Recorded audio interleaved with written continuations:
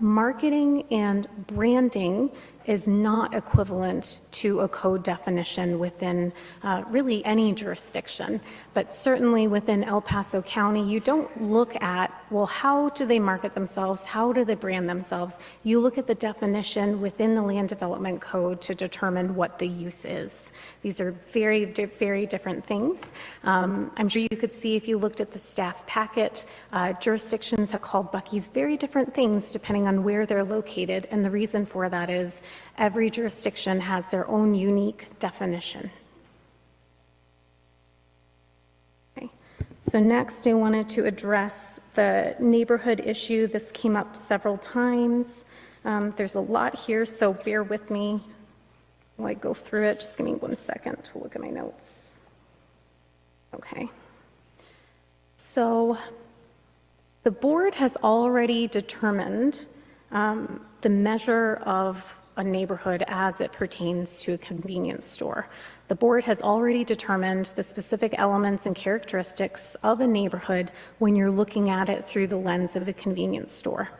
The most recent action was in 2022 with that Fuel Bees.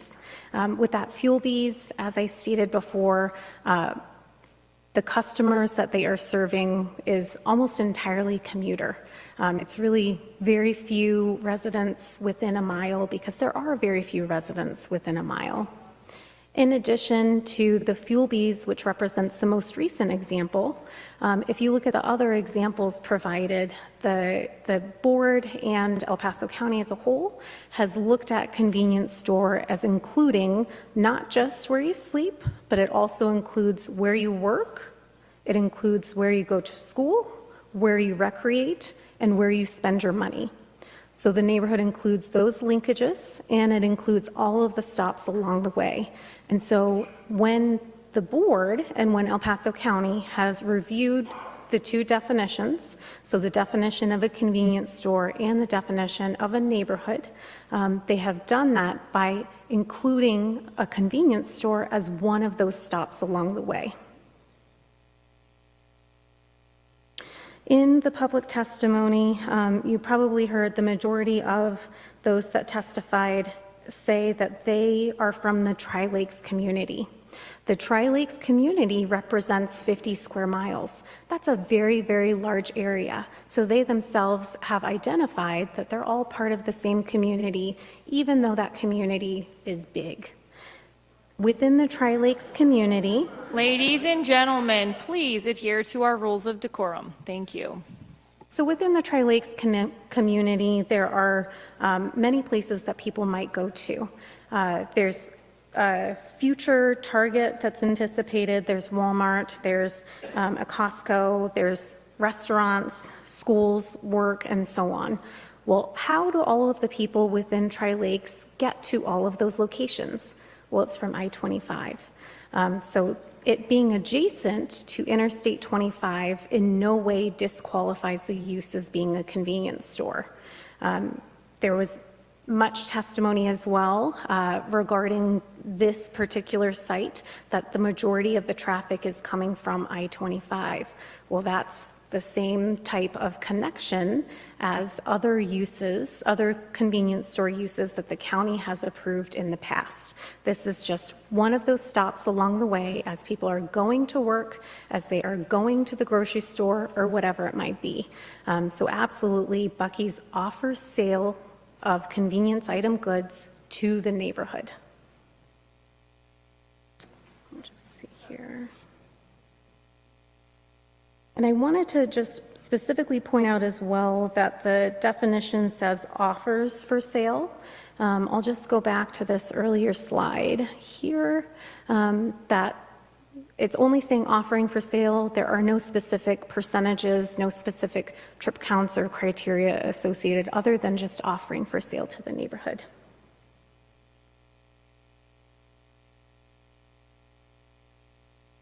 My apologies, I just want to make sure I don't miss anything. Oh, and I was about to miss something. So Commissioner Applegate, you had asked the question about the foot traffic. And, you know, as I was sitting in my chair thinking about it more, I believe that I misunderstood your question. So my apologies for that. I think what you were really asking was how many trips are in close proximity? How many trips are you anticipating are going to be in close proximity? So, Buc-ee's has a good understanding of where people come from. And so based upon looking at other stores that they have, the percentage of trips, which is not a specific criteria, but the percentage of trips is 15% would come from the same zip code, and that would be over 1,000 trips per day, or 1,000 vehicles per day. So not trips, but vehicles per day. We all know that within a vehicle, you can have more than one person. So that's more than 1,000 local residents per day would be served.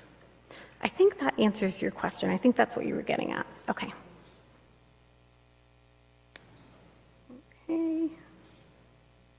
Okay, so next I'm going to cover those items that came up regarding the similar use analysis. So first off, you have two additional sheets here, actually 3 additional sheets. The first one is just about the obsolete zoning. We don't need to cover that. I think that's pretty clear.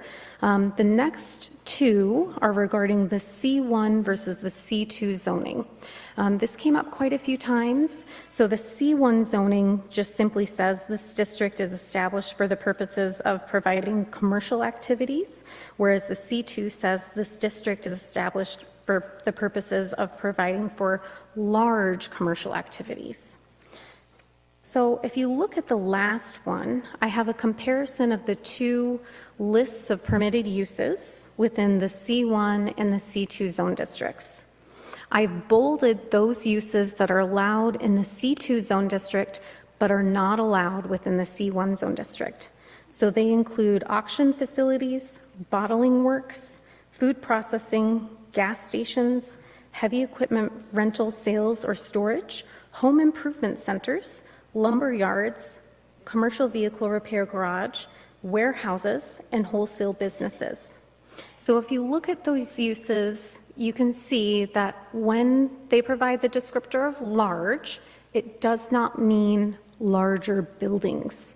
What they're talking about is all of these additional uses are more so oriented towards wholesale versus all of the uses within the C1 are more so oriented towards the individual customer. So that's an important distinction. Larger does not mean larger building. So again, it goes back to the first item, which the size doesn't matter.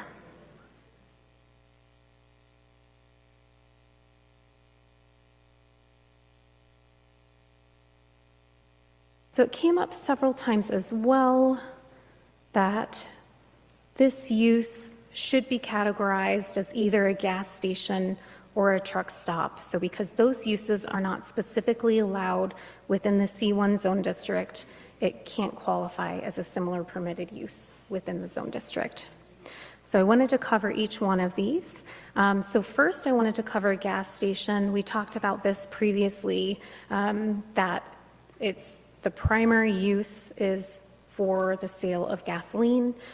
Commissioner Wysong, you pointed out that it's in May, so you don't have to have all of those additional uses, but less than 50% of the sales from Buc-ee's are from fuel. So their primary use is not fuel sales. I know people might believe that that's the case, but when you look at their books, it is not. Their primary purpose is actually providing convenience goods. Ladies and gentlemen, come on, we're all adults here. Let's follow the rules. Please don't call out and interrupt. So along with this gas station definition, it was brought up several times that because in 2007, the definition of convenience store changed, and with those changes, they added in that may include gas, and they added in the neighborhood aspect that somehow disqualifies the use as being a convenience store versus a gas station. I think the question really should be, well, why did the authors of the code choose to add in gas station as a permitted aspect of a convenience store, and why did they choose to add in that neighborhood aspect? I still believe that if you look at the two definitions, you look at the definition of gas station and you look at the definition of a convenience store, one is very, very clearly oriented towards customers and convenience, and one is very clearly oriented towards vehicles. That goes along with the truck stop as well. The truck stop is oriented towards trucks. But in addition to that, they also allow for vehicle repair. So within the C1 zone district, there is not a single permitted use that includes vehicle repair. So I believe that the reason that the authors added that in was because things were changing. What we all thought of as being a gas station no longer was. Now a gas station really is a convenience store. People no longer typically go to a gas station and get their vehicles worked on. Usually now, you might, if you're filling up with gas, you might run into the store, or more commonly, you might just choose to go into a convenience store. So I believe that that's the reason why they changed the definition, and I think that that's important, and it's important to review those two definitions for what they are. So Buc-ee's is not a truck stop. I'll say it again, there are no 18-wheelers on site. And if you look at the purpose statement, it's an establishment that provides, first and foremost, the maintenance, repair, storage, and other services for commercial vehicles. They are not a truck stop.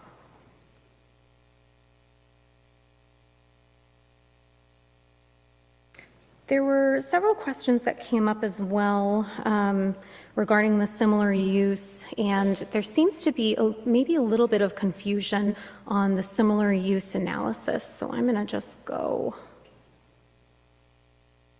here. So when you look at the similar use and the way that the code requires you to make a specific finding, it's looking at the function, performance characteristics, and location requirements of the unlisted use, and that it has to be consistent with the purpose and description of the zone district where it's proposed. I've already covered that one. But the second item, the unlisted use, is compatible with the uses specifically allowed in the district and similar in characteristic. There were several questions that came up because we didn't do an analysis on a convenience store being a similar permitted use. The reason for that is a convenience store is our first analysis. So it wouldn't make any sense for us to provide an analysis that it's a similar use because our first and foremost position is that it is a convenience store.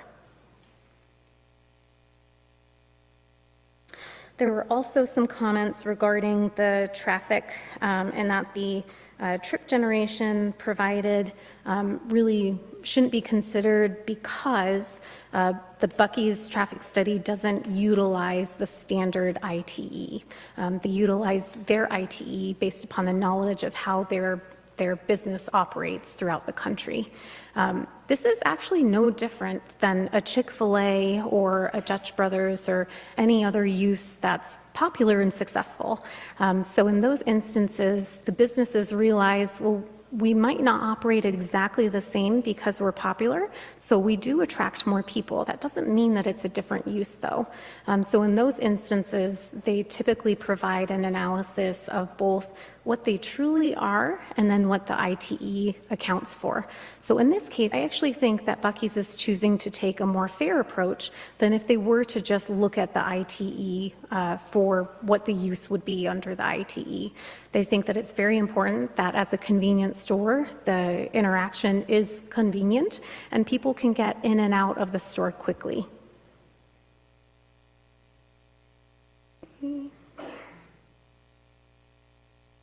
Let me see, I think I'm missing something here still, hold on.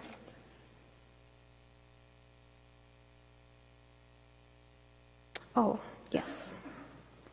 Okay, so the last item that I wanted to address, there were several statements that our similar use represents uses that are not permitted within this zone district.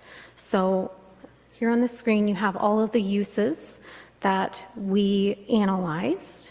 And then I want to go back to this slide here. And we have very clearly bulleted all of the uses that are included within our analysis. And as you can see, they're all listed as permitted uses within the C1 zone district. And again, within the C1 zone district, you are not limited to just one single use. You can have as many uses as you can reasonably accommodate on the property with meeting all of the setback requirements and other engineering requirements that go along with that. Okay.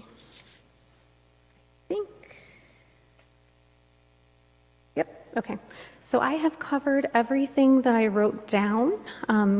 Commissioners, are there any questions on items that I may have missed?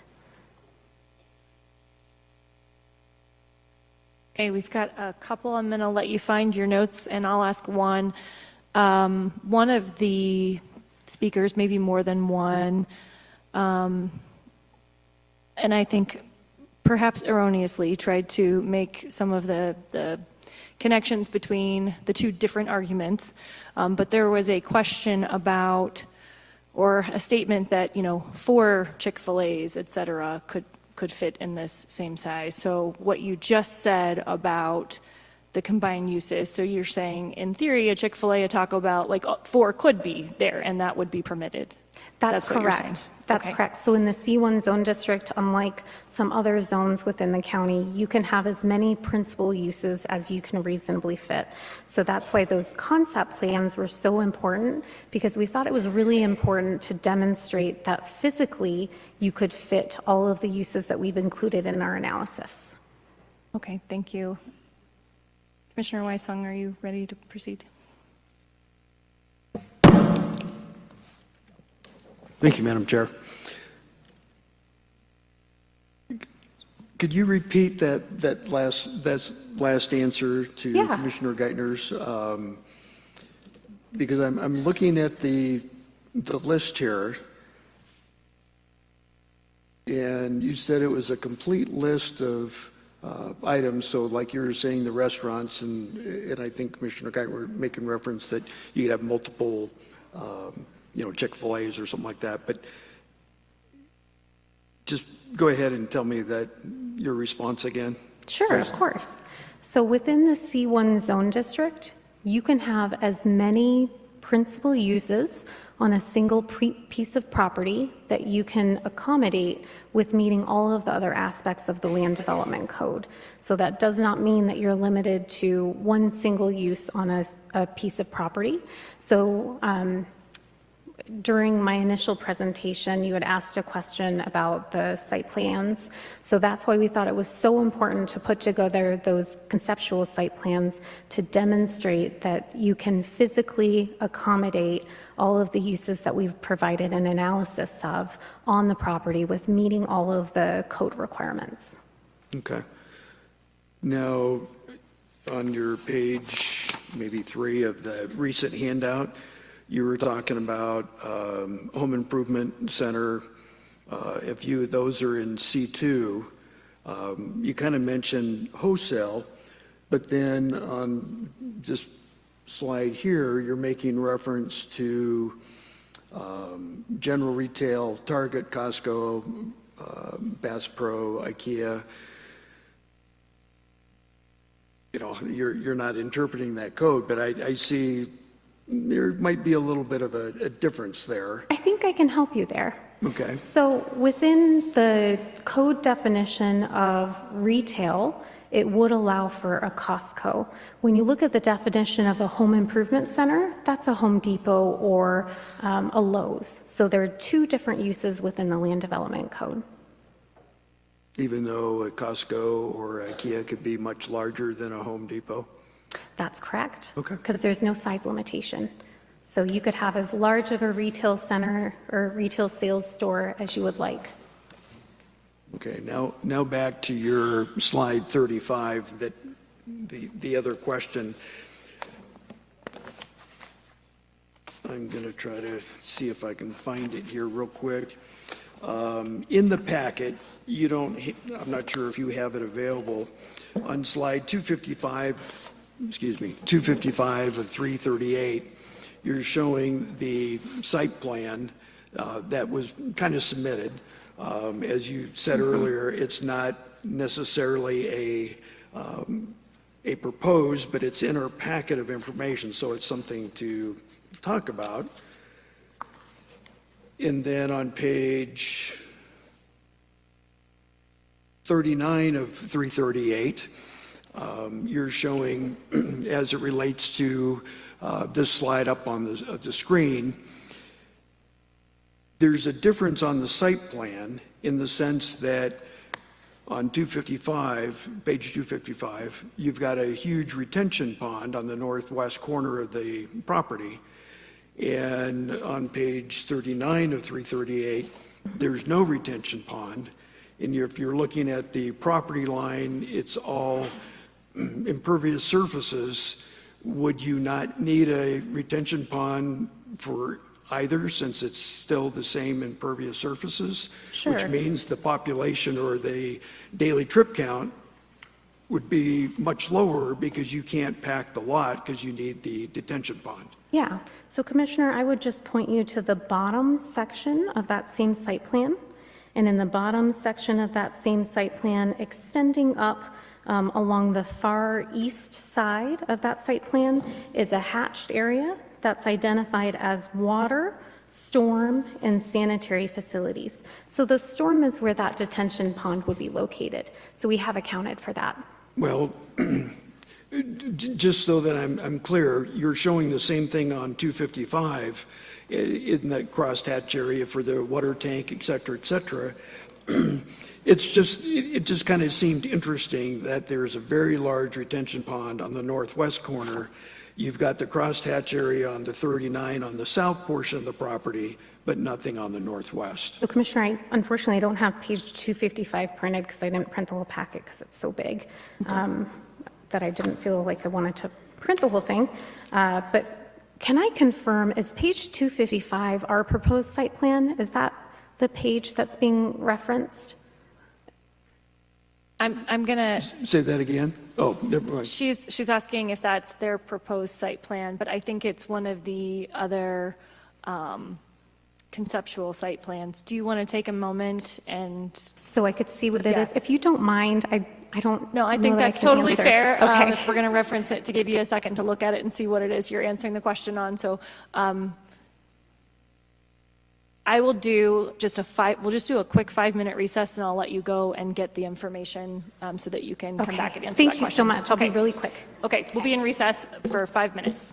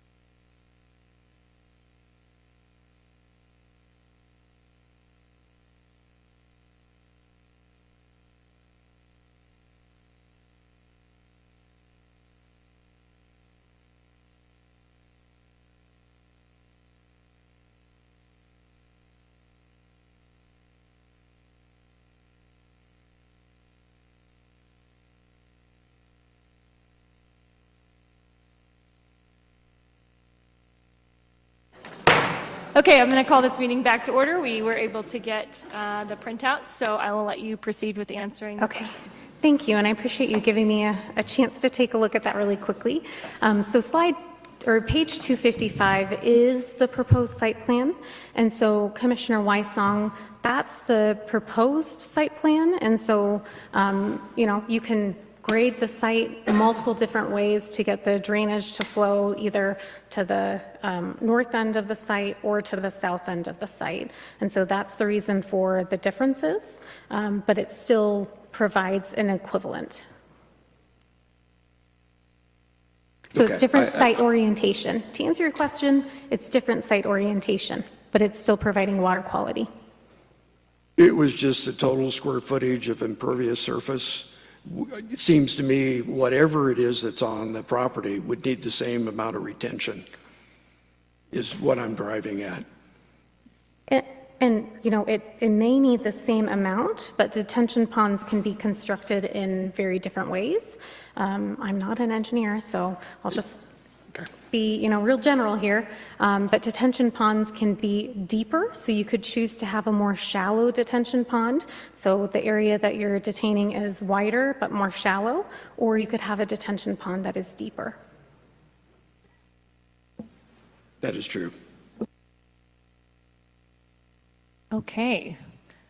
I'm going to ask commissioners if they have additional questions. Okay, Commissioner Williams. Yes, can you, I know I'm looking at the slide 17 of your presentation about what a neighborhood is. So what are you defining as the neighborhood up here on this piece of property? Sure. So here's a definition that you just asked about, but I think your more specific question is, how do you define a neighborhood for this particular piece of property?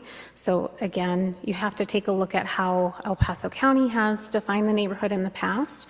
But for this particular property, the neighborhood includes really all of the Tri-Lakes area. I think just the public testimony alone indicates that it includes all of the Tri-Lakes area. But in addition to that, we know that there's a lot of people that commute north that live further south.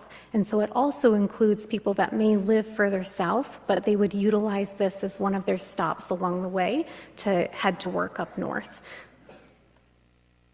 Does that answer your question? Okay. Okay, I'll ask again from commissioners. Are there, okay, Commissioner Weissong? Thank you, Madam Chair. I'm not sure if we have a real good definition of a neighborhood, but you mentioned, you know, the Tri-Lakes includes a pretty large area. They typically classify themselves the Tri-Lakes community, made up of multiple neighborhoods. Mm-hmm. Your definition of a neighborhood, basically, as I'm just looking at this map, incorporates a very, very large area. That's true, Commissioner, and I would say that it's not necessarily my definition of a neighborhood, but it's El Paso County's definition of a neighborhood, and it's how El Paso County has utilized these definitions to determine what a convenience store is and what a convenience store is not. And with this Fuel Bees example, clearly it does not require that it serves only a specific radius, because in this instance, if they only served the people that were immediately adjacent, they would go out of business. I think I may defer to planning. We don't have to do that right now, but I want to get that from our planning department, because I would have kind of a different opinion. I just want to get clarification. Sure, and I think it's just important to note that your board actions and your prior board actions can be perceived as interpretations of the code. So if you make a specific land use action and you approve a zoning for the sole purpose of allowing for a convenience store, then you've determined that this meets that convenience store definition, and so it meets the neighborhood aspect of a definition. If we could get clarification on that from our county attorney, please. I think we will have some time for staff Okay. questions. We're going to continue on with questions for the applicant. Okay. On one of the documents, and it seems to be there's a number of percentages that where this traffic for Buc-ee's is coming from. You know, it's anywhere from 80, 90, you know, whatever. And then looking at some of the traffic study data, I mean, are we, or the comments that have been made, is that accurate, that you've got 80 to 90% of the traffic for Buc-ee's is coming off the freeway? So I actually confirmed this. We do have our traffic engineer here, and I confirmed that it's 85% of the traffic that's coming from I-25, with 15% coming from the other surrounding roadways. Okay. That's no different than this Fuel Bees that has 100% coming from the highway.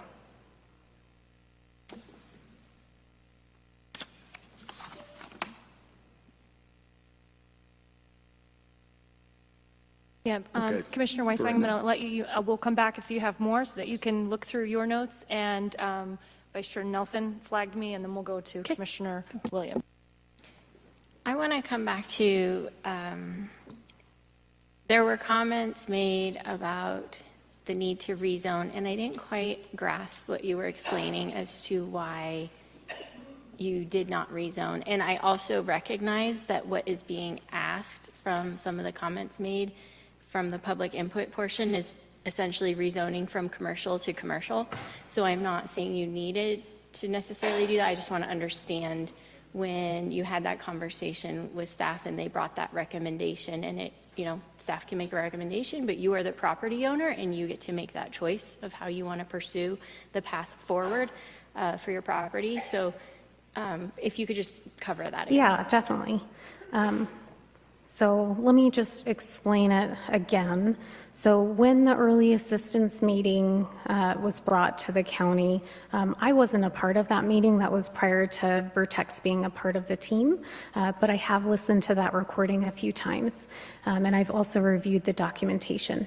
So when the first early assistance meeting and first request of the county came, it included, I think you can see my arrow, so it included this property here, but it also included this CC that's off in the corner there. So in the county, they don't like to see you develop split-zoned property. And so the reason for the rezone was because at that time, they were proposing to develop across that lot line. So the reason for the rezone was you can't develop across that zoning boundary. So if you wanted to develop in the configuration that was proposed at the time, you had to rezone the pink, which is the C1, to the orange, which is the CC. Does that answer your question? Yes, and then on this map, can you just point where exactly this property is? I'm pretty sure I know, Today? but the orange versus the pink. Yeah, so the property today is this pink and this pink here. Got it, okay. Which has always been C1. You pulled out that orange CC out of your plan, and so therefore you did not need to rezone going forward. Yes, that's Thank you. correct. Yeah. I'm really glad I asked, thanks. Yeah. Okay. That actually answered my question. So the CC is the property, because I was wondering why we settled on C1, and the CC property is pulled out of this, but that property is also owned by this same developer, or the same person, maybe, or someone, not here. Yeah, It's owned by okay, a that's what I different thought. entity. So Thank since you. I know it has to be on the record, it's not under the same entity or ownership. Okay, that was my question, is how we ended up with the C1 designation, but that answered it. Thank you. Okay. Additional questions for the applicant at this time?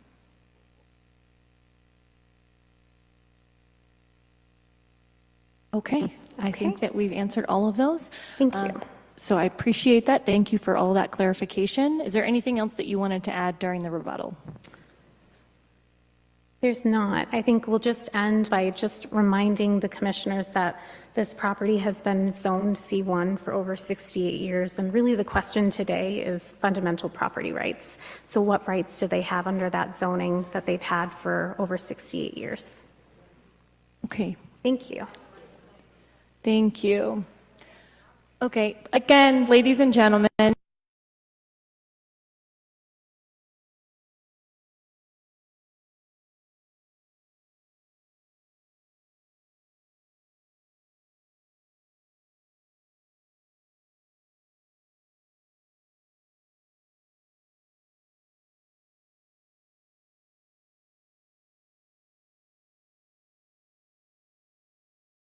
needed from staff at this time. I know Commissioner Weissong has one, so we'll go ahead and start there.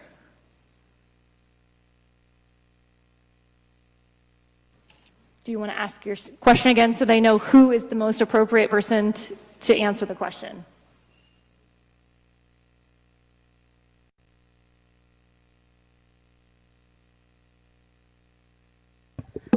Good afternoon, Lori Sego, Senior Assistant County Attorney. Commissioner Weissong, could you repeat the question, please? It wasn't clear for me. Thank you. I got my train of thought. It was the question in referencing that interpretation of neighborhood, that if we've made a decision on a neighborhood in one area, is that the same when you've got different types of density of properties? So out east versus in a more dense is, I'm struggling with how that definition neighborhood works when you're dealing with larger densities or different densities, I guess would be the appropriate term. So the board is the ultimate interpreter of its own code, and how it has applied certain definitions and certain provisions in the past can be informative, and you can choose to give that whatever weight you like, but it is not controlling. It's not what again? So how the board has chosen to apply certain definitions in the past on different properties and under different circumstances can be informative, but it's not controlling. Okay. Does that answer your question? Yes, it does. Thank you. Vice Chair. Okay. Other questions for staff at this time? I'm just wanting to, I know I'm just giving everybody a minute to finish their thoughts. There's a lot happening. So Commissioner Applegate. So we have it on record in planning. Do commercial buildings have to apply to the 300-year water rule?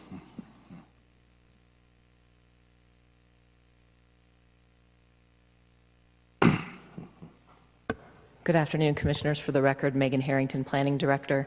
The 300-year water rule is tied to subdivision. So a commercial building could potentially need to adhere to 300-year water if it is located on a piece of property that is a subdivision or has gone through the subdivision process. In this case, the property is a legal existing piece of property that is not required to go through subdivision in order to be built on. Okay, thank you. Vice Chair Nelson. Just, I love having the opportunity to educate. Can you just speak to the process? And I know like the site development plan was included just for our information. It's not actually part of the decision making today, but should there be an approval, what are the process? There were some comments about proof of water, infrastructure needs. I remember seeing in the packet mention about traffic requiring stoplights. So can you just explain process and procedure from a planning perspective on any development? Yes, so the next step after this, if it is determined that the use is allowed within the C1 zone district, the property owner is required to submit a site development plan. That site development plan is an administrative review where your technical staff looks at lighting plans, landscaping plans, sign plans, location of the property in comparison to the design standards, setbacks of the land development code related to the C1 zone district. That is when we get a detailed traffic study where we're actually looking at the detailed traffic study for infrastructure needs. That could be, and again, I want to preface all of this with saying my staff has not looked at the site development plan at this level yet. But we could look at a traffic study, determine if there's roadway improvements required, traffic signals, we're looking at intersections, drainage, we get a full drainage study. Does it meet the engineering criteria manual? Is it meeting the land development code? So that is the process that is next to ensure that the technical merits of the site are meeting the land development code, the engineering criteria manual, and the other county building requirements before they would go on to apply through the Pikes Peak Regional Building Department for a building permit. Thank you. I appreciate that. I am thinking about some of the public comment input comments that we're just not there yet in the process. Should we approve this today or not? Like that there are procedures that take place for all applications. And so some of the concerns that were mentioned, it's not that we don't see them as important. We're just not there in the process. And so I also want to just recognize that in the county, we require new development to pay its own way. And so for any new infrastructure, road work, those sorts of things, new development has to pay its way for that. And that's across the board, across the county. If it's a housing development, current property owners or current residents are not the ones paying for the roads or stoplights out in eastern El Paso County. So just taking advantage of the room full of people and helping educate on county procedure with our planning and development procedures. Thanks. Thank you. Okay. I'm going to ask for commissioners. Oh, Commissioner Weiss. Oh, Megan, you turned around too quick. I guess I'm fast when I want to be.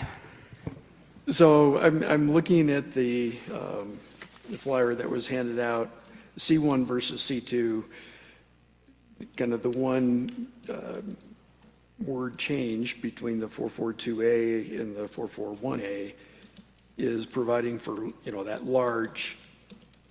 So I'm not sure if that it's actually a legal description that you would agree to, but that's what was handed to us. So I'm just trying to understand, this was the document that was handed out by the applicant.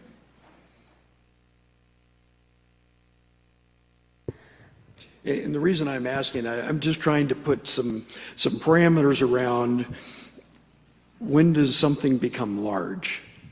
Or since we don't have an upper limit, we've got a convenience store with fueling station and then we have a gas station.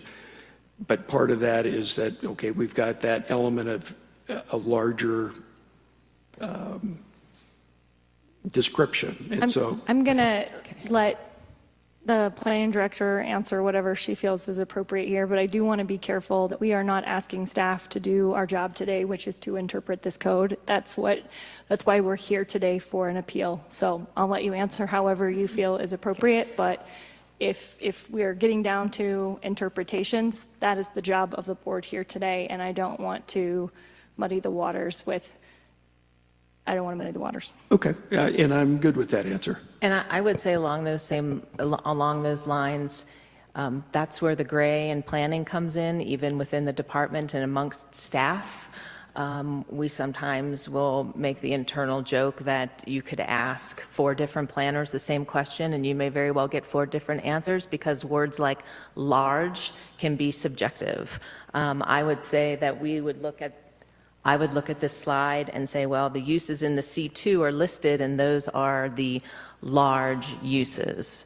I would also add that there was some discussion up here about the C1 zoning and these purposes.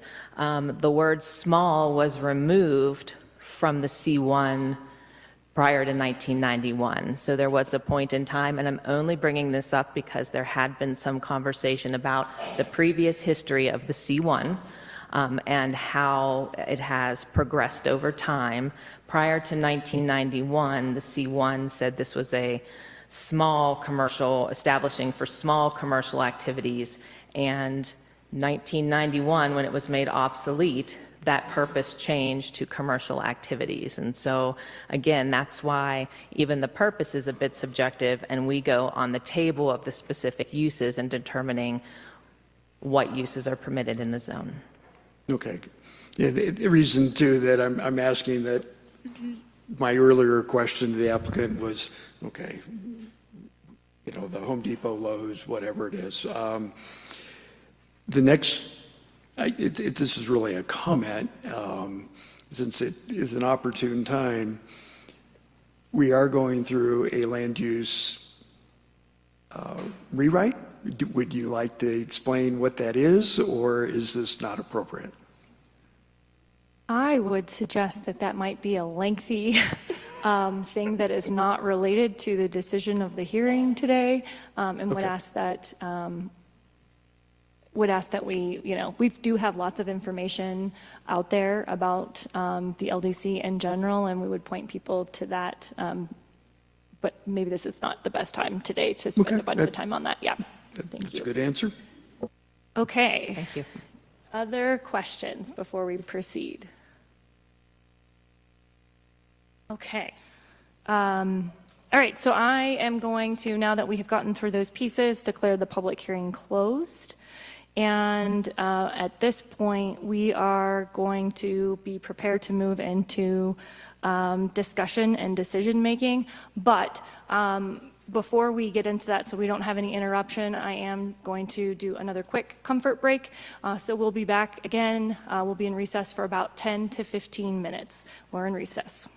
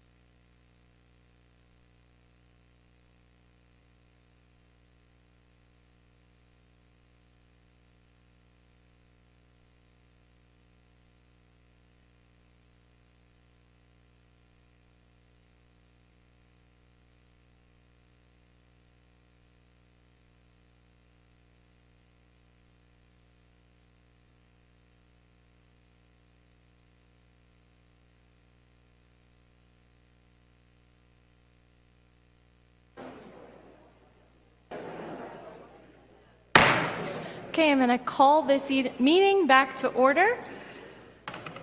I'm just going to take a moment to say thank you all for your cooperation today. And I'm going to thank our staff for a tremendous job.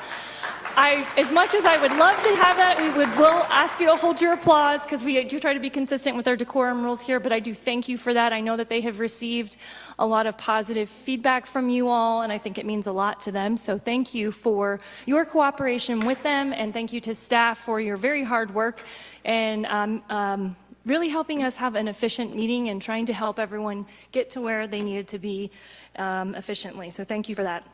So we are at the discussion and decision-making portion of the hearing. So I'm going to open this up for discussion or a motion. Vice Chair Nelson.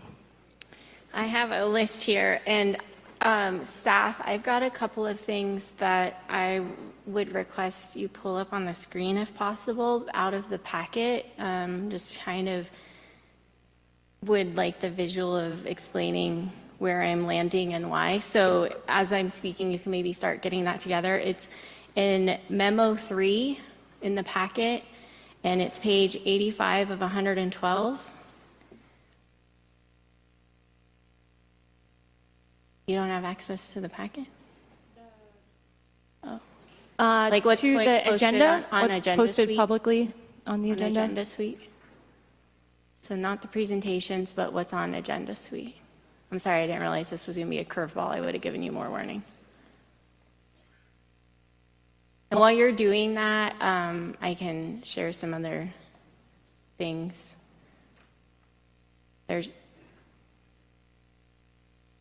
Okay.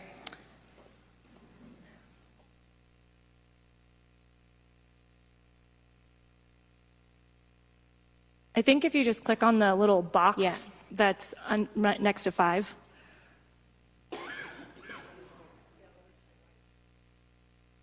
There you go. Not that box, the other one. The box that's next to it looks like a little, there you go. Okay, so Memo 3, page 85 of 112, and then Memo 1. Maybe we'll do one at a time. Okay, that sounds fine. Okay, so first, I also want to say thank you to everyone. I was very impressed by how hard everyone worked and putting together your thoughts and reasoning and the collaboration and some of the presentations. Thank you for providing hard copies. It was a lot of hard work. I just recognize that. I want to say thank you. Recognizing that this 30 acres has been zoned commercial for 68 years, I think it's really important we think about the role of government as respecting private property rights, and want to note that there are 2 pathways for approval. Does it meet the definition of a convenience store, or is it similar in function, or does it meet the criteria to listed uses in a C1 zoning district? And there was a lot of back and forth. I heard so many different names assigned to this application of whether it's a gas station, a convenience store, travel center, filling stations. It was noted that there essentially are restaurants within this building. And so I'm going to focus more on the pathway of whether it meets similar use to listed allowed uses within the C1 zone district. And so that's why I wanted to bring up this chart. This is a copy out of our land development code. And Blake, if you could just kind of slowly scroll through here, that we see the C1 definition says it's for commercial use. So this lot has been zoned commercial for 68 years. There will be commercial built here. Some of the allowed uses are retail as part of a shopping center, a hotel, a restaurant. A special use would be a hospital. And so when I think about traffic and who this land would be serving, for example, hotel points to the intention of travelers being a permitted use. I also find that just based on the function of where it is located along Interstate 25, it would end up serving travelers if it were a restaurant, if it were a store. Can we now move to a memo in the packet? So if you go back on your back arrow, I'm going to have you switch to a different memo, Blake. Memo 1, page 39 of 169. And these are some of the representations that the applicant put together for site plans and hypotheticals. I actually found this very helpful because it provided more of an apples to apples comparison of the acreage and what could be built on this amount of acreage. And so I wanted to have that visual representation. So this one, sorry, can you go back one page? So this is a general retail concept plan, and then scroll down so we can take a little time to explore all of the different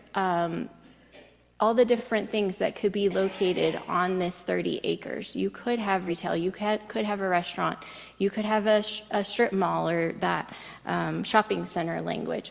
And then if you scroll down to the next one, super center concept plan. Again, you can see it could be massive buildings with large amounts of parking in addition to some fast food restaurants. So all of that could be built here. It is within the C1 zoning. Can we go down to the next one?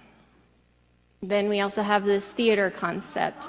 So the theater, Ladies and again, gentlemen, please do not call out and interrupt. You've done a nice job. Let's keep it that way, please. so I just found this to be really helpful of the visualization that we have 30 acres here that is being requested to be built upon, and C1 zoning does not stipulate size requirements.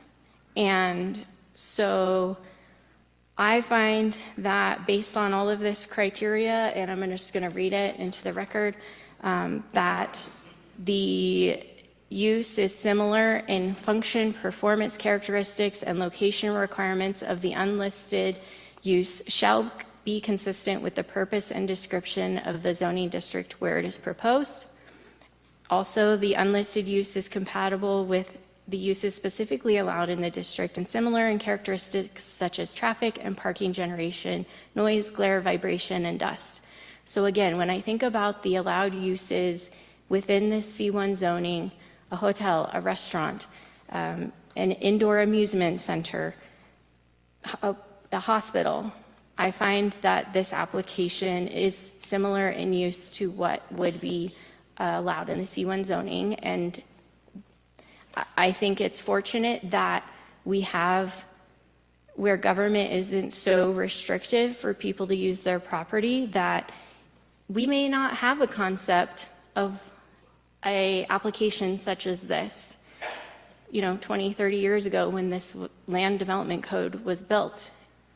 Just because we couldn't conceptualize that doesn't mean that we shouldn't allow it to exist today. And just appreciating that none of us wants government just putting us in a box, and that we have to fit within that box of their definitions. And I think it's important that government serves its citizens and that we respect private property rights, and that we recognize individual private property rights versus if we have rights to our neighbor's property or rights to a view. That is not in the Constitution, but it is in the Constitution that an individual can use their property as long as they're meeting the legal requirements, or in this case, El Paso County Land Development Code. So I recognize that there's going to be more discussion, but I do just want to make the motion for approval. I move to grant the appeal in APP 26-001 and adopt the proposed resolution approving the appeal based on the evidence on the record. And I further move that the board determine that the proposed use as described by the applicant in its appeal is an allowed use in the C1 zoning district, given that it is similar to permitted commercial use. Okay, we have a motion. Again, ladies and gentlemen, come on, we can do this.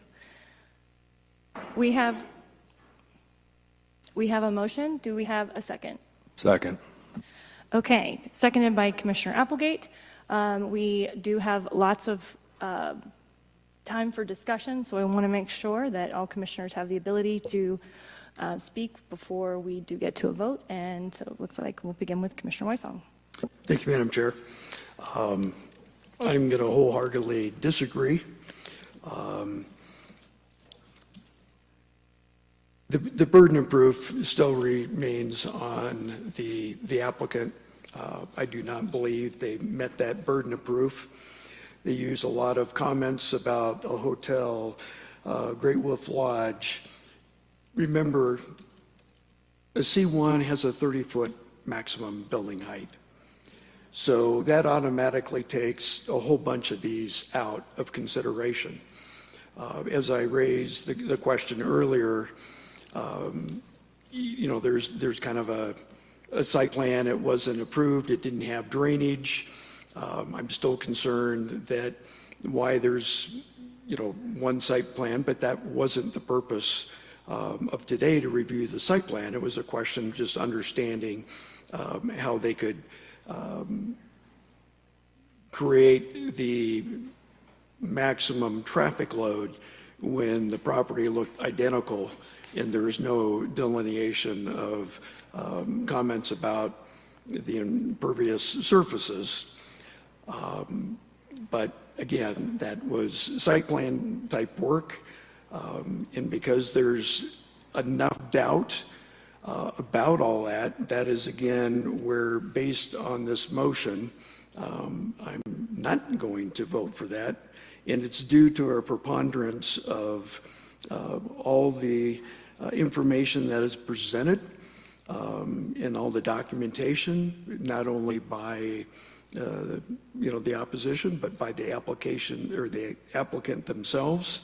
And I just wholeheartedly disagree at this point.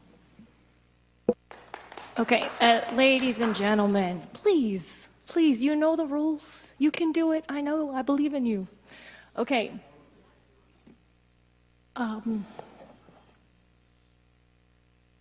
Thank you. Okay, Commissioner Williams.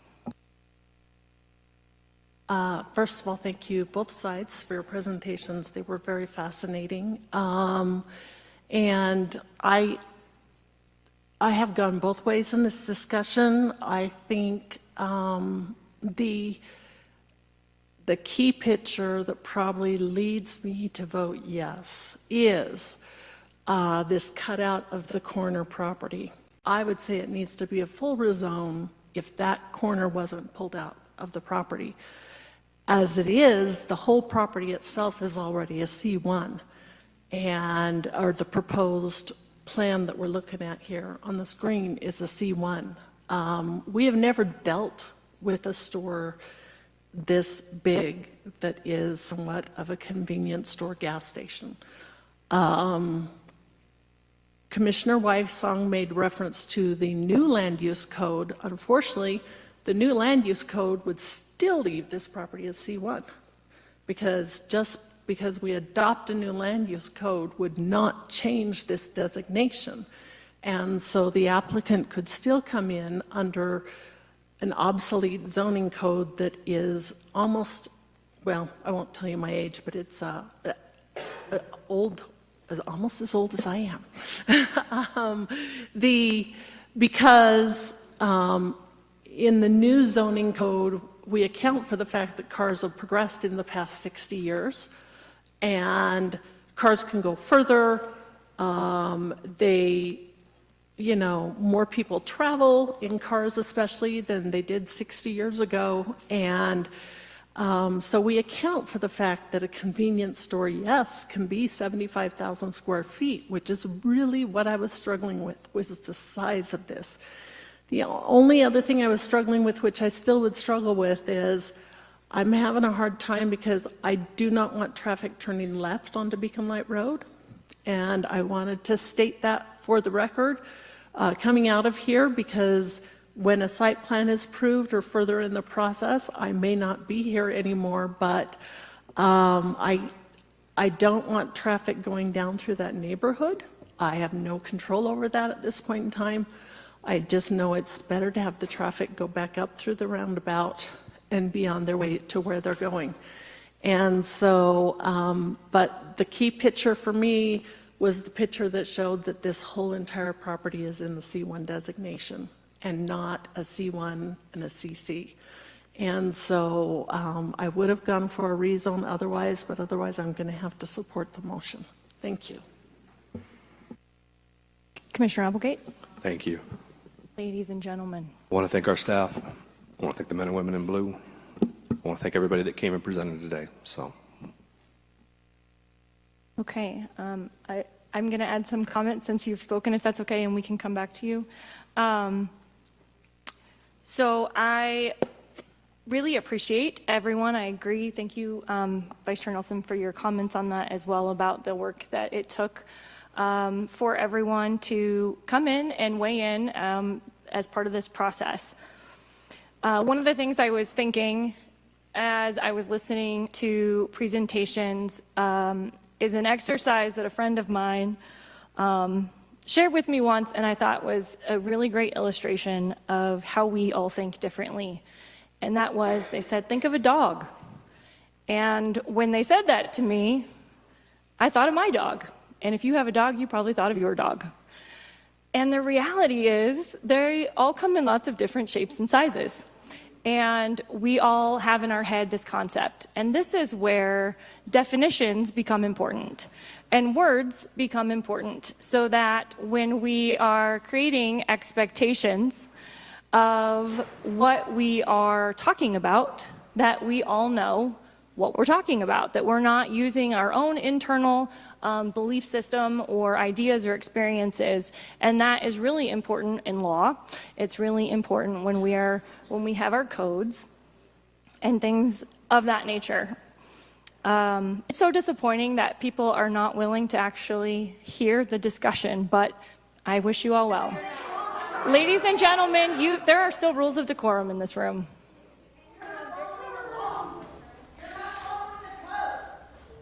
So that's why those words are incredibly important, and it's why I think that our code says it is to be interpreted literally. Because we all use words colloquially as well.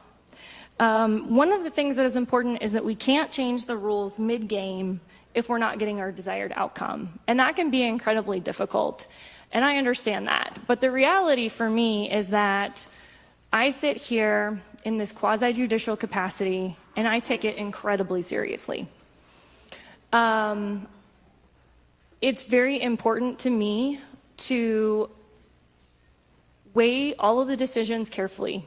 There will always be special interests all the way around, and that is everybody from someone who wants something to someone who doesn't want something. And my job is to sort those things out, to look at the information, the evidence presented on the record, and to fairly judge that evidence.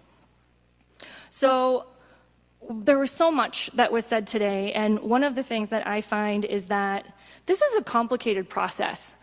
Understanding these rules, definitions, the entire process, and this board has, I think, tried through our website as much as possible to share information to help people understand. I would venture to say many people in this room didn't understand what a quasi-judicial hearing was before they got involved in this. I would also think that most people had never heard of a C1 zoning district before they got involved in this. And my guess is also based on many of the comments that people decided they didn't want a Buc-ee's, and then they heard what a C1 was, and then decided it didn't fit. because there were a lot of comments that are about, we don't want this. So I heard lots of things. They're not welcome. We don't want it. If you want to know if this is a convenience store, ask Google, but that's not what we do here. That is literally, would not be the lawful way of viewing this application. And so as I continue to look at this, I agree, the applicant presented very compelling evidence that there is not an intent to limit the size. It doesn't say, even if there was an intent, I think that our code says to read it literally, but it does not make a size restriction here.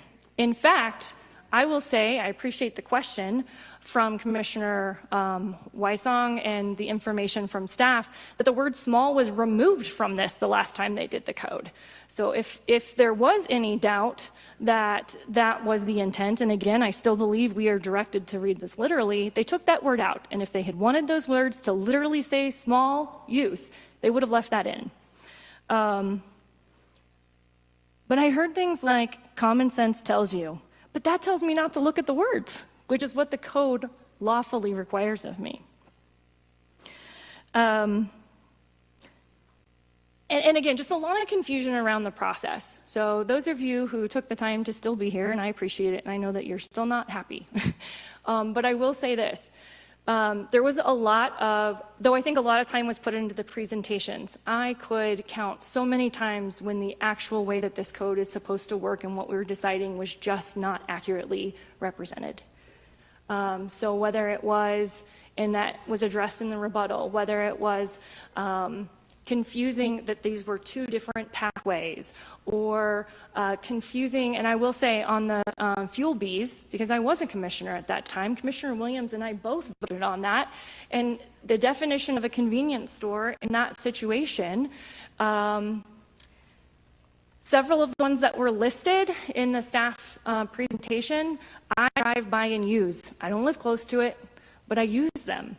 And if that saying that people who drive by makes it not a convenience store is true, I don't see how that could be the case, and we have consistently interpreted that over time, that it can be coming from there. And I think any logical person says, yes, if you build a convenience store or a restaurant or a fast food, you're going to advertise on the highway for it, because that's what businesses do. They bring in as many customers as possible. I will be honest with you, it saddens me that think that I'm not welcome in their neighborhood if I don't live there, and I shouldn't go to a store there, because I certainly have spent quite a bit of time in Monument over the years. But nevertheless, the objections, I think, also were handled very well. The explanation of the rezone at the early assistance that Commissioner Williams mentioned, that was kind of a hang-up that she was working through, and that was clearly met the burden of proof in my mind. There is no standard for size, period. Even if you know, again, we're mixing things up and saying comparisons on the second pathway, but we're trying to put that comparison on the first pathway. Those are two different independent pathways, and we cannot cross those over. That would not be appropriate in the reasoning for what the code requires.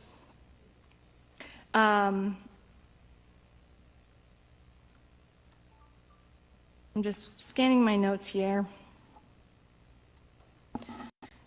So Commissioner Nelson mentioned a few things about just because government can't perceive it doesn't mean that it shouldn't exist. I can't echo that any more strongly. Government does not exist to control and plan everything. We are a free nation, we are a free economy, and that means that we expect the economy and the entrepreneurs and the innovators to constantly be moving. And I am grateful that when this code was written, a previous board recognized that, and they created a pathway to get to a similar, because they knew that they didn't know everything. I think you'd all probably agree government doesn't know everything. At least I'd hope so. And so they created that pathway. I'll be frank, I think that it meets both of these. It meets a convenience store because there is no size. I think that the burden of proof has been met here. I think that the convenience stores that we have looked at that have already been improved in this area, I can't argue with the fact that we define them as neighborhood serving, and yet I know I don't live in the neighborhood and I'm still using them. And that there isn't a residential area around Fuel Bees, and yet it was approved as a convenience store under this same definition. So again, I think it's met both pathways, and I think that there is ample evidence on the record that shows that. I understand that people will be disappointed by that, but I believe that that we have weighed this very carefully, and our requirement is to come to these hearings neutrally. We get all of this information and we process it and we do our very best. So while I understand that many of you may be disappointed that I agree that the applicant has met that burden of proof, I'll just say I believe you all came here in good faith, and I came here today in good faith as well. So with that, I think Commissioner Wysong has a few additional comments. Thank you, Madam Chair. Commissioner Williams, it was really kind of a shameless plug for, we're doing a new land use code, so participate. It's out for public comment, so I'll leave it at that. As our county legal told us that there's no hard and fast rule on what's a neighborhood. By this definition, and again, this is why I believe the burden of proof has not been met, that I live in Mountain Shadows and Corey lives in Fountain, we're neighbors. I don't agree with that. Neighborhood is, if you think about it, usually revolves around the elementary school. Now, granted, there's a lot of people that permit in and it changes and all that kind of stuff, but that pretty much, to me, defines a neighborhood, is that it's a small area of people that have that common interest, whether it be a school, and sometimes a neighborhood might even include a middle school, but it does not traverse miles. And so this is the fun part and also the frustrating part, that we all have our different opinion, and you've heard a number of them and you're hearing mine. And I'll follow up because this is another point of difference between some of the board members, is property rights. Property rights is from Jefferson, that it was really construed as you don't want to have the lordship. You don't want to have property that is given to you by the king or the whomever, that, okay, you can purchase it. It is available for trading, for selling, whatever the case may be. But when one person infringes on others, that is kind of that line for me. And there's compromise sometimes, but in this case, I feel that the people in this neighborhood have been infringed upon. That's, again, my opinion. And that's why I vote pretty much the way I vote. And I just believe that since there is that interpretation, well, I will just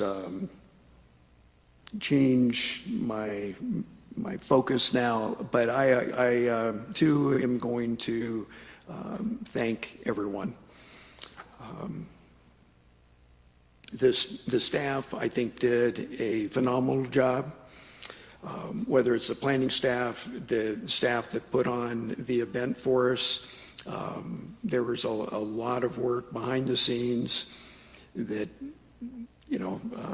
Chair and Vice Chair did a tremendous amount of work trying to make it flow smoothly, get through the process as quickly as possible, but at the same time, make it as fair as possible.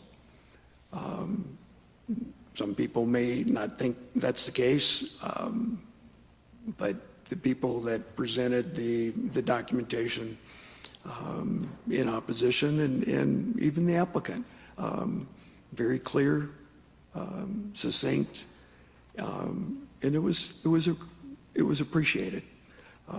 So with that, thank you. I'll just say thank you for the kind words and acknowledging the work that's been done by everyone. And I hope we can be a good example for our entire community that we don't always agree, but nevertheless, we work together. And we try and do so for the good of our community. So thank you for those comments. Okay, I'm going to ask for if there are any final comments from commissioners. Okay, so we're going to go ahead and proceed to the vote. We'll begin with Commissioner Wysong. Can we get clarification? On the motion, so Yes. the motion is, What we're, yes and no, what it means? yes, so this, did you want to clarify? Okay, so the motion is to approve the appeal. So a yes is to approve the appeal, a no is to not approve the appeal. Okay, thank you. No. Vice Chair Nelson, Aye. Commissioner Applegate, Aye. Commissioner Williams, Aye. and the chair votes aye. That passes 4-0. Okay. Oh, sorry, 4-1. Wow. Gosh, guys. Guys. Tough critics. Sorry about that. I did not forget you, Commissioner. Wow.